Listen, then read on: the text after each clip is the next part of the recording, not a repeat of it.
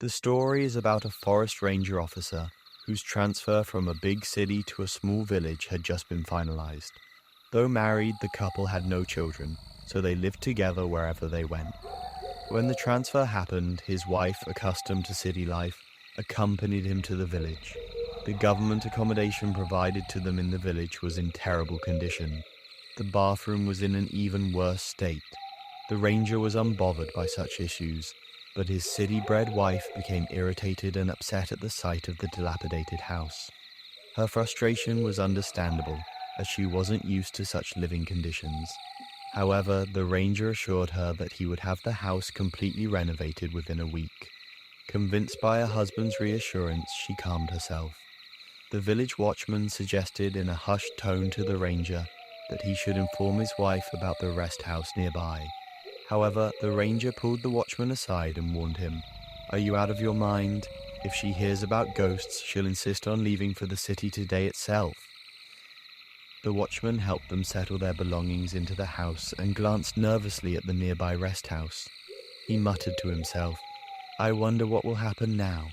That witch spares no woman passing by this place, and these people will be living right next to it. May God protect them." 2 days passed since the ranger moved to the village. One night he woke up to find his wife missing from the bed. Suddenly he heard the sound of a door opening. Alarmed, he ran to the living room, where the door was ajar. It was 4 a.m. and it was still dark outside. He called out to his wife throughout the house but received no response. Grabbing a torch, he ventured outside, thinking, where could she have gone at this hour? It was still a while until dawn. The ranger wondered if his wife, upset, had tried to leave for the city, but no bus or train would run at this hour, and she wouldn't make such a foolish move alone. His worry grew.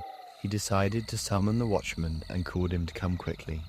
Suddenly the ranger's eyes fell on the rest house, whose boundary wall was just 15 feet away from the house. The small iron gate was half open, though the main gate was shut. He thought, there's no harm in searching there. He didn't believe in ghosts, so he briskly walked towards the gate.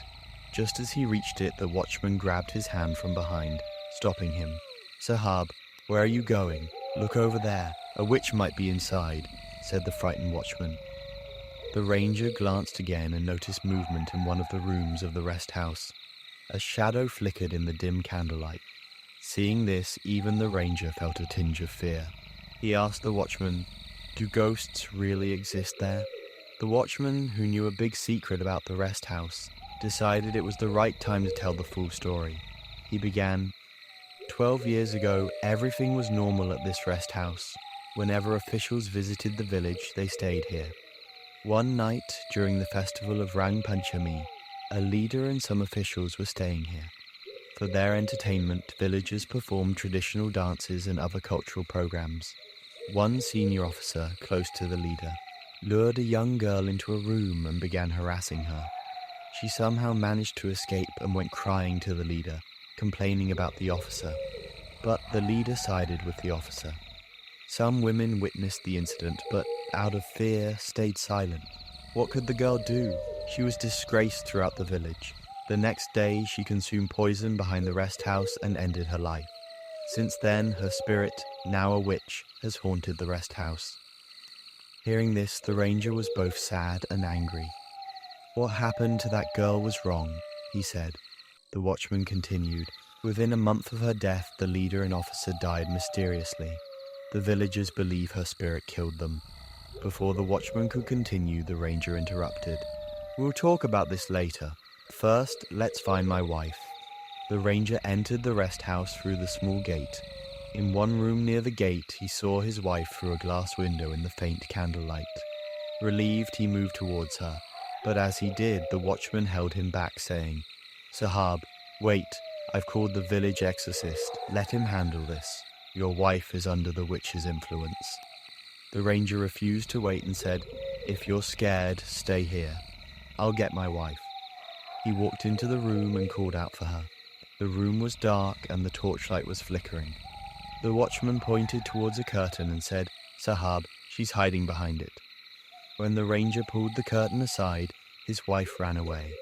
He managed to grab her sari's edge, but it slipped from his hand. She disappeared into the darkness. The ranger was left stunned. The watchman muttered, "See, Sahab, she's possessed. Only the exorcist can help now." As dawn broke, they saw the exorcist approaching. Before they could explain, the ranger's wife appeared at the door of their house, asking, "What are you two doing outside so early in the morning?" Seeing her safe, the ranger felt relieved. However, his wife's words puzzled him. "I just saw you in the rest house," she said. The ranger brushed it off, but later questioned her. She confessed, "I go there to use the bathroom. It's in much better condition than ours. I've been doing this every morning at 4 a.m. The ranger was shocked and asked, "Were you there last night too?" His wife replied, "Yes, but what's the big deal? Also, why are you talking about Sari Palu? I've been wearing a gown for the past 2 days. The ranger froze. If it wasn't his wife in the sari, then who was it?